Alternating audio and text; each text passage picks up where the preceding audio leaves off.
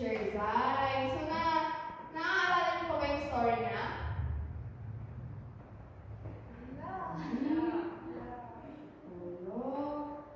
Hindi na nila nakakaalala. So, dapat ngayong araw kayo ay makinig. Anong gagamitin natin pag tayo ay nakikinig? Tenga.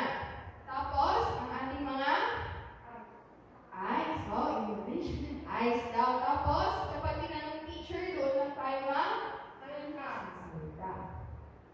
So, ang story natin today ay story ni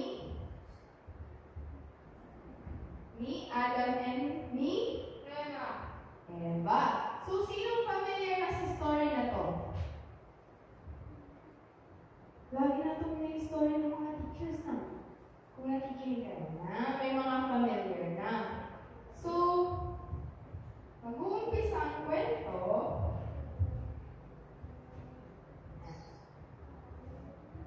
God made the heavens and the earth. He made the light and the sky. He made the oceans, the land, and the trees. So, sa lahat ng nakikita niyo ngayon, sa yung ating mga plants, yung mga water, yung sky, sino may gawa nun? Si Jesus. Merong man-made, tapos, yung table, sino gumawa niya? Si Jesus nag-provide ng materials dahil yan ay galing sa mga puno, pero ang gumawa ay tao. Pero yung nakikita natin na yung mga pinupuntahan nyo sa Baguio, sino na nakapunta sa Mines View?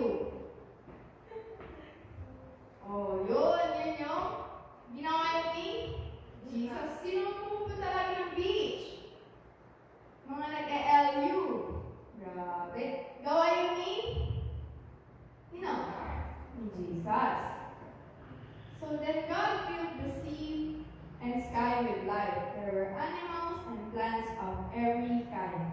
So nung gumawa daw si Jesus ng ocean, syempre sino kayang maninirahan sa ocean? Sino maninirahan sa sky?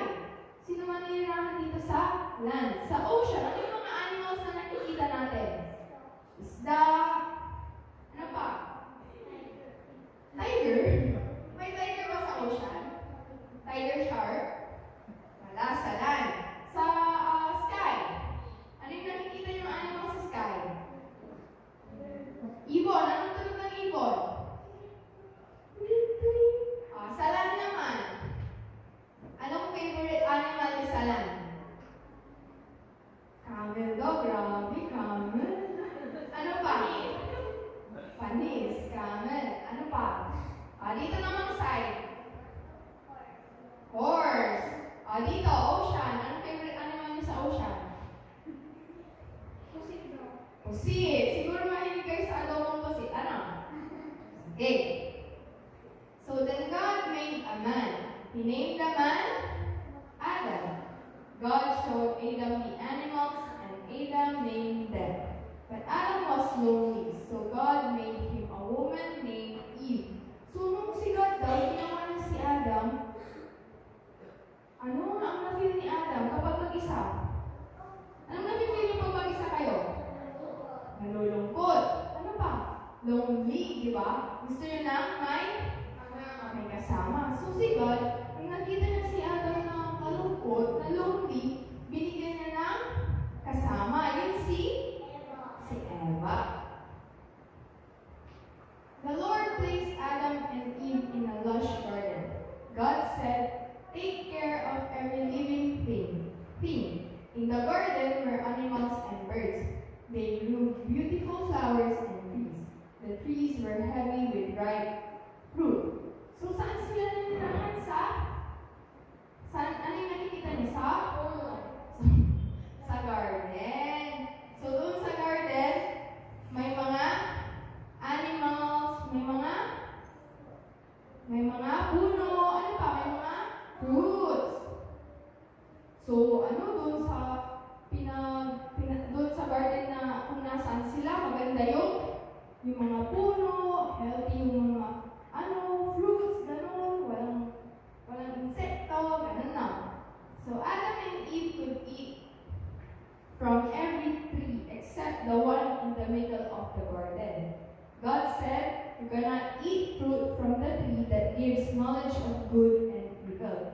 don't even touch it. You will die if you do. So, doon sa garden, pwede daw kainin ni Adam at ni Eve lahat ng prutas. Pero, may isang puno na bawal nilang pagkuhanan ng fruit at kainin. So, nakalocate daw yung puno doon sa gitna ng garden. So, sabi ni Jesus, pwede nyo kainin lahat ng fruit na makikita nyo. Pero, bawal yung isa na nasa gitna ng garden. Kasi daw, pag kinain nila yung fruit, sila ay namamatay. There was a serpent in the garden. He was not nice. He wanted to get Adam and Eve in trouble with God. The serpent told Eve, "You will not die if you eat from the tree. It will make you know more." So, ano yung nakikita niyo dyan? Merong? Sa puno, merong? May ahas sa puno. Sabi niya, hindi daw siya nice. So, sabi niya kay Eve, hindi ka naman mamamatay dyan kapag kinain mo yung fruit doon sa puno. Pero nung sabi ni God, di ba, huwag kakainin yung fruit na isa, di ba? Bawal yung kainin. So, sabi niya, Eve, kainin mo na yan. Sabi niya, hindi ka naman mamamatay dyan. Pag kinain mo yan, sabi niya yan. Pag kinain mo yan, mas magkakaroon ka ng kaalaman, sabi niya. So, sa tingin niyo, kinain ba ni Eve? Opo. Natin. Eve did not understand that the serpent was trying to trick her. The fruit looked tasty, and she did not want to know more. So she picked a piece of fruit and ate it. She gave some fruit to Adam, and he ate it. So hindi alam ni Eve na siya ay niloloko no? Ahas. So, ginawa niya, kumuha siya no fruit na dapat hindi kainin kasi parang masarap daw, sabi niya. Pero dapat di ba hindi kainin kasi sabi ni Jesus, pwede nang kainin lahat, basta wag lang yung isa. So, binigyan niya din si Adam. So, kinain nilang dalawa. Ano ba nangyari?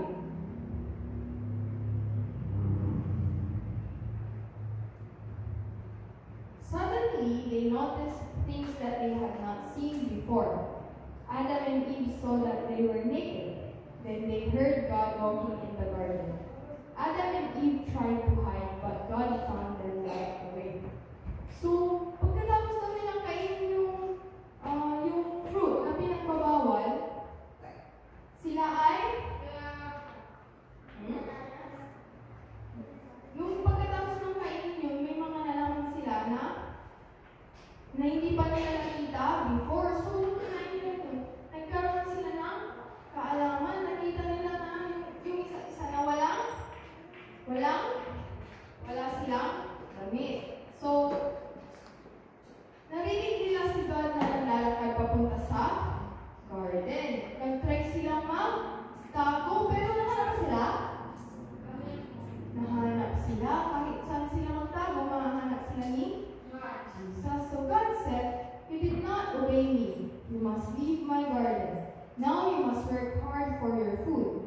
God made them clothing and they left. Then God placed a guard there so that no one could find the tree. So sabi ni God, hindi niyo ako sinunod. Hindi niyo sinunod yung utos ko. Sabi niya, ngayon, kayo na ang bahala na maghanap ng pagkain niyo. Diba doon sa garden, kahit anong kainin daw nila? Pero, kinain pa rin nila yung sabi ni Jesus na bawal kainin. So, hindi nila sinunod si Jesus. Kaya ngayon, sila na daw yung maghahanap ng pagkain nila. Tapos, sila ay pinaalis na doon sa garden. So, ginawa na sila ng Jesus ng damit. Tapos, umalis na sila.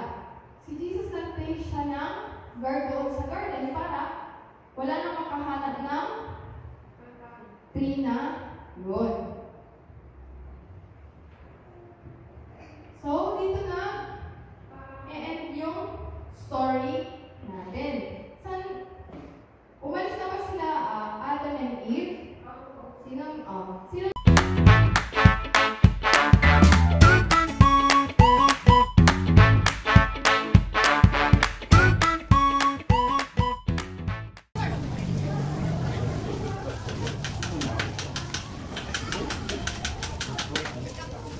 Bye.